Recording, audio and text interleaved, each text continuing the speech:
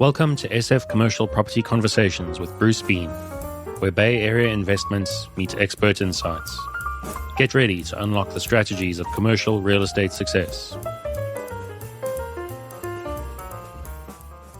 So today we have Jonathan King from Intero with us, and Jonathan is the Vice President and Managing Officer for both the Burlingame and Half Moon Bay offices of Intero. So Jonathan, it's great to have you.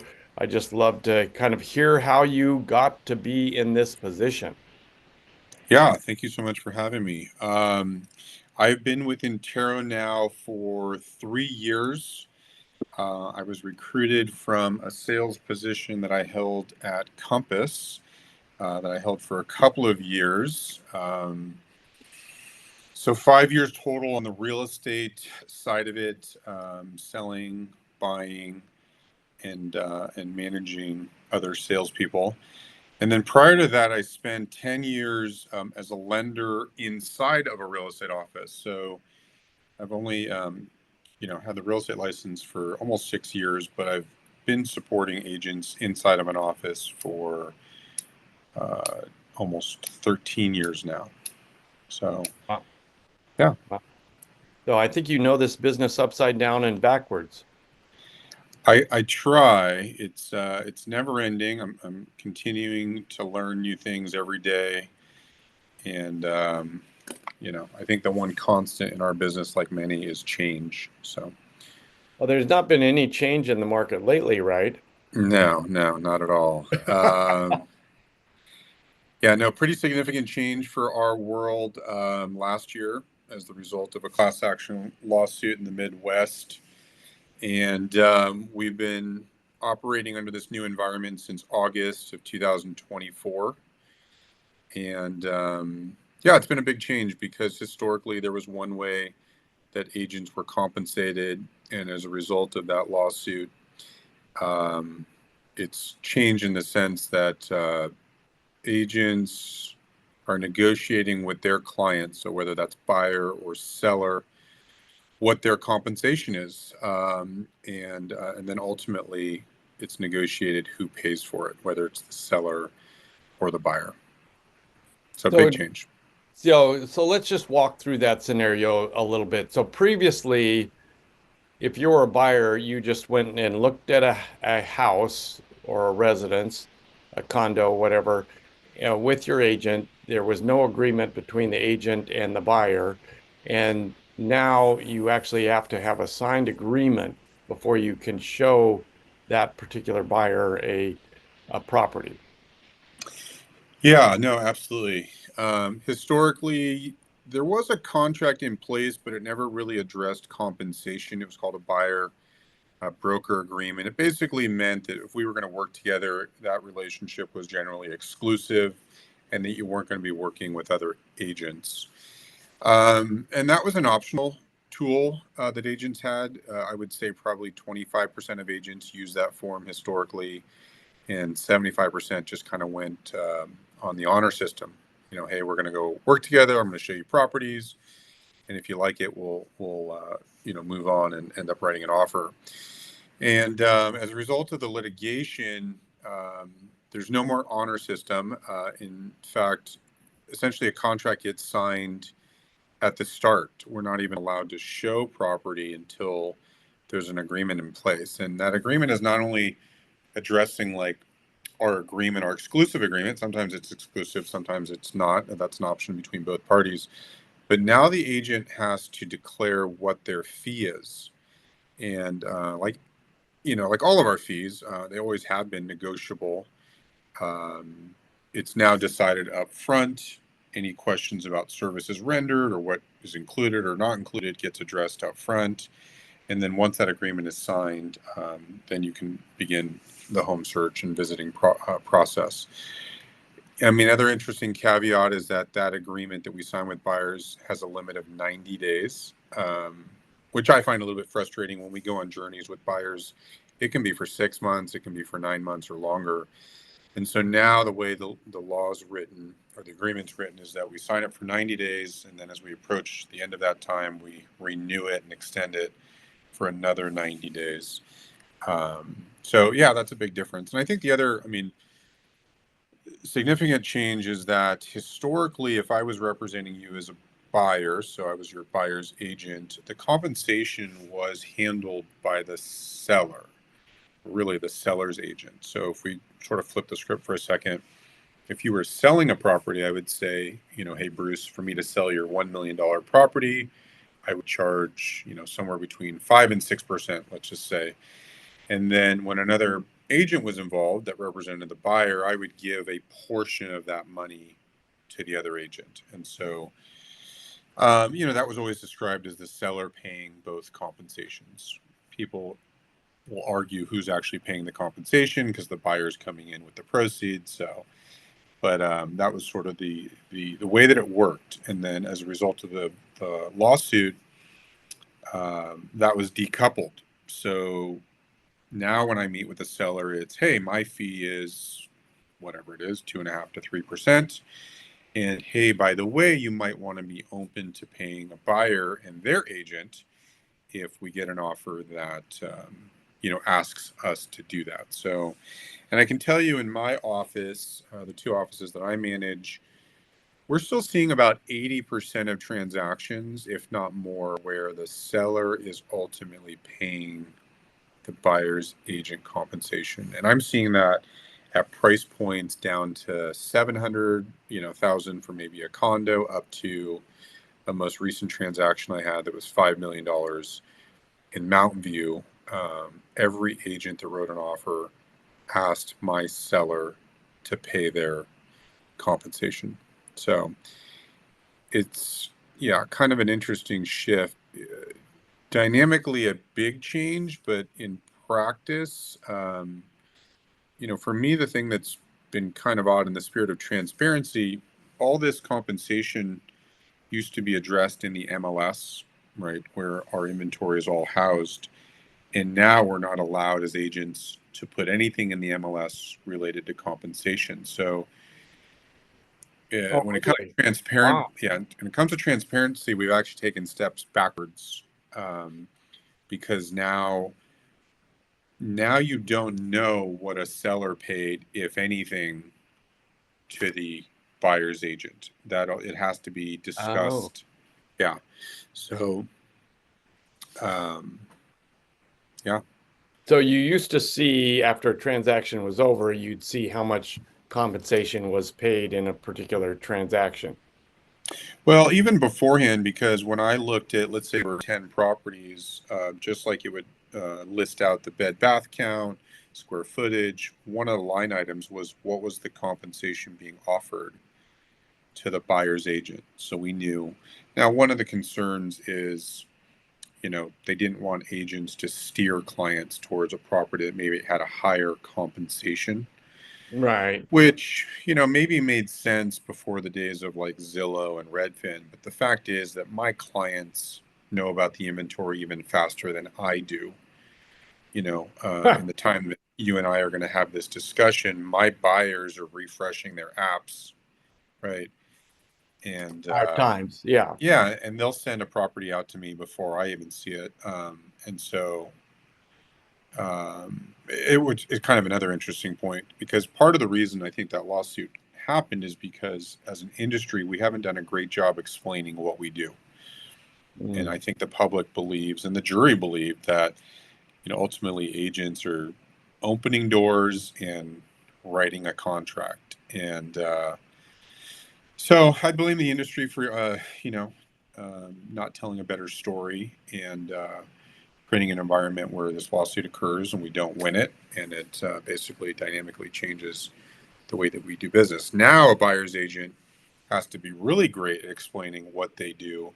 It's the only way you can get an agent or a buyer to sign an agreement with you, and it's the only way you can justify what your fee is. So, if we don't do it ourselves as an industry, it'll take care of it itself. So it sounds like in that buyer's agreement, it lays out fairly specifically what the buyer's agent is going to do for you, so that Yeah. you, even if you don't read it, it is at least laid out there that these type of things are going to happen. So, and it sounds like from what you're saying, correct me if I'm wrong, it sounds like the numbers have not changed very much in terms of people are not, I mean, are there hardcore people coming in and saying, well, I'm only gonna pay you 1% or whatever of this transaction. If I have to pay, Buyers or sellers or well, both? either side, Yeah. how much negotiating is going on there? Yeah, no, that's a great question. I mean, honestly, I don't think it's really changed. We've always had buyers that were curious about rebates or, some sort Oh, of credit from their agent towards, closing costs or whatever. So that hasn't really changed. So, basically a year ago, I had buyers asking me for a discount, and today, buyers ask me for a discount. And the better job that I do explaining what I do, and part of one of the primary roles that I have or we have as agents is to negotiate on their behalf. And that negotiation starts when we're negotiating our own compensation, right? And, okay. if I'm quick to roll or discount my compensation, what am I going to do when I'm negotiating on behalf of your sales price? So, yeah, that really hasn't changed a lot. Yeah, the discount request Still is staying the same. still staying the same. And the housing prices have not decreased because of this compensation package. Yeah, no, we haven't really seen it because again, in the previous model, it was a seller paying compensation. Well, so now we have, because ultimately for a seller, what was important was the net price that they got, right? The proceeds that they got. The reality is you would pay an agent 5% on the other side if it meant you got, $100,000 more for your property. So at the end of the day, if we're good at explaining it's all about the net price, the net proceeds, then I think agents don't really have an issue. And we haven't seen commissions. I don't want to speak to the national figures, although there's a lot of information out there, but I don't think they've seen a much reduction. And in some areas, in some parts of our company, which is primarily in the San Francisco Bay Area, we've actually seen compensation go up. Oh, interesting. Yeah, Wow. I mean, it's not uncommon for agents on the buy side to be asking for 3%, and in a perfect world, and regardless of price point, and ask the buyer, or sorry, the seller to pay for it. I had a recent transaction. People will always get stuck on numbers, but I had a recent transaction where I represented a buyer. Compensation I requested was 2.5 based off the scenario, and the seller insisted, would not budge at paying more than 2.1%. Yeah, Wow. for whatever reason, he had that number stuck in his head, and as a result, we tried to negotiate in other ways, but ultimately the buyer paid the difference because our fee again is agreed upon, and Hmm. it has to be made whole by the time the transaction is complete. So, but the buyer was fine with it. Yeah, just in theory, it sort of added to what they paid out of pocket, but Yeah, yeah, it all kind of comes out. Hopefully, you negotiated the price down to where, yeah, made sense. So, yeah. It's uh, it's the net price to the seller, and it's the net price to the buyer. Like that's really what it comes down to. yeah, It's honestly made it an already complicated transaction. As you know, paperwork. The state of California is a very heavy, form state. The purchase contract currently sits at 17 pages before you touch another advisory. And so, to me, it's made the process more complicated. But again, it just gives us an opportunity to be better at what we do and explain how it works. And it's an opportunity for the agents that work with me that, their competition. There's some great competition. There's some great agents, but there's also some not so great agents. And if someone else isn't taking the time to explain how it works, and my agents do, then there's an opportunity there for us. yeah. No, I mean, I'm a commercial real estate agent, and I must say, I in the few residential transactions I have done, it always drives me completely crazy with the amount of paperwork that goes through, and I can't believe, well, maybe there are some buyers out there that go and read every line of this transaction, but buyers or sellers, but it's just almost impossible to go line by line and figure out what's being said. So, yeah, and even on the commercial side, it's difficult. But anyway, uh, it's a difficult world to transact with. But I think it is very interesting that what you're saying basically is that building trust in a real estate transaction is key, and part of that trust will start much earlier, basically, than it perhaps used to, because you've got to get enough trust built up with a buyer in order for them to sign this particular contract so that you can actually go and show them a house. Yeah, no, I totally agree. I mean, it's a lot to ask. I'm a realistic person, and I put myself in the shoes of a buyer. And would I want to sign an exclusive agreement with someone I just met at an open house to go see property? I mean, that's not, yeah, it's not something that I would do right away. But it definitely requires like a retraining because, historically is like, hey, I want to go search for a home. And that process Right. happens immediately. Well, now, before you do that and, get pre-approved with your bank, you're going to have to interview some agents and make a decision who you're going to work with going forward. And Yeah, so there's just a big shift that way. It's kind of slowed down the process, which is kind of crazy because the market's still very in the Bay Area. It's very hot. There's not a lot of inventory, and things operate very quickly. So it's not uncommon for you to see a property on Saturday and then offers are due on Tuesday, and you have to get through hundreds of pages of documentation. That doesn't even include sellers' disclosures. Um, so, yeah, it's interesting, and time will tell how this change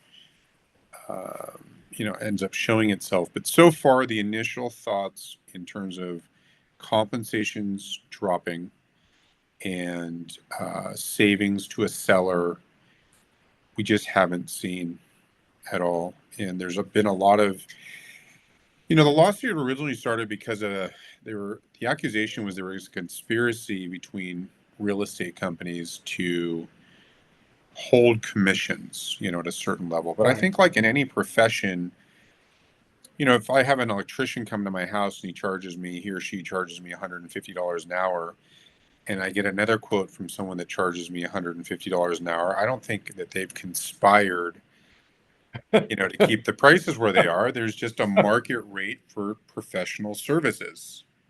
And, the fact is, sellers have always been able to sell their properties on their own. They're for sale by owners. You've never had to hire professionals, so arguably you could pay no compensation. You can put a sign up and market the property yourself. And so I don't know. I think the lawsuit, personally, I don't speak for the company at all, but personally, I just think it was all for naught. And Yeah. but they didn't ask me. They didn't ask you, you weren't on the jury, you Yeah. could tell them what you thought. Yeah. It certainly ruffled a lot of feathers on both sides. And I must admit that the the residential real estate world, uh, unfortunately, is fraught with problems along the way, and there's a lot of transactions, and there's a lot of things that can go wrong. And so, unfortunately, I think the press on the residential side has been, not all that great. And so you're kind of working over a hill here to try and get it back to normal. And very responsible and good agents like yourself and your group are trying to work through that and not have that kind of negative side whittle you down, so to speak. But I think there obviously are these conspiracy theories that I love the one that the residential agents are driving the price up. Like there's Yeah. no supply and demand going on. And anybody that's in the market knows that a property that's overpriced just sits on the market and doesn't sell. So, it's an interesting world to try and work through, but it's a very emotional world, and people are very tied up in it and can get kind of tied in knots if things don't go quite right. So anyway, uh, Yeah, no, it's one of the largest transactions that a family or individuals will go through. And and to take some ownership of it too. I think the industry, the barrier to entry to become a real estate professional is not as high as it should be. Mhm. In theory, brokerages like ours, we're here to supervise, but all the agents that work for our company, most companies are all independent contractors, and they have a lot of freedom to do, you know, to make decisions for their clients with paperwork and contracts before we ever even know about it. It might be several days to a week before we even see the documentation to review. So, um, yeah, I think real estate agents have had a little bit of a bad reputation and vilified. I don't think the reality shows, as much as I love to watch them, aren't great because they see, the public sees $10 million homes sold in 5 minutes, right, on a phone call, and the public thinks that we're overpaid, and hey, you're involved in a transaction for 30 hours and you're getting paid X amount of dollars, but if you really stop and think about it, for every hour that I work for a client, I've got, hundreds of hours behind it where there was no compensation, preparing myself to, best represent them, whether that's building relationships with other agents, knowing the inventory, knowing all the micro market data that, impacts the final sales price. It's a professional service like anything. And, the electrician that I pay $150 an hour, he's got thousands of hours behind him that put him in a position to know, you know, what to do at my house. And so, yeah, it's a shame that, the public has a different perception of agents. But, you know, we're partly to blame for that. So, um, Well, it's an interesting world. I mean, I go back to a very legendary story. I don't think it's at all true, is that Picasso was sitting in a cafe and some people recognized him and asked him if he would do a quick little drawing for them. And so he, spent 2 seconds and drew something and then he hands it to him and says, "Well, that'll be $10,000." And they said, "Well, how can you possibly charge me $10,000 for this little doodle that you did?" And he said, "Well, it took me 40 years to figure out how to do that." yeah, You know, exactly.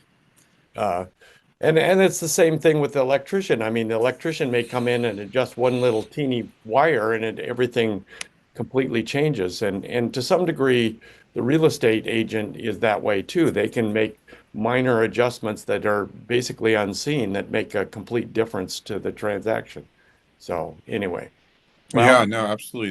There's no a seasoned agent, a local seasoned agent. That's really something that we really talk about here. We're all licensed in the state of California, but we really encourage our agents to sell in areas that they know well, because as we know, cities can be different, neighborhoods can be different, blocks can be different. And recognizing when you're not an expert in a particular area and bringing in someone that is. Partnership's a great opportunity to best serve the client. And sure, do you want to share a commission? Maybe not, but the big picture means you've taken care of the client, you'll get a referral, a repeat business in the future. So here in our office we talk about serving more and not selling more, and providing the right solution for clients. That's how real estate agents build careers. You know, the agents that are just here for transaction to transaction to transaction, they don't last. They end up washing out of the business, which is why there is actually huge attrition in real estate. So I guess in time, the quality agents will rise. no, I think that's absolutely true. Well, this has been a fun discussion. We could probably go on for another couple days about the whole situation and where Definitely. we're going. And well, we'll just kind of leave it at this. Where should people get a hold of you, Jonathan? Yeah, if anybody wants to make a connection or has a question about anything we discussed, you can either email me at jking, King, at intero.com, or feel free to call or text at 650 483 2600. 6. I look forward to connecting with other like-minded individuals.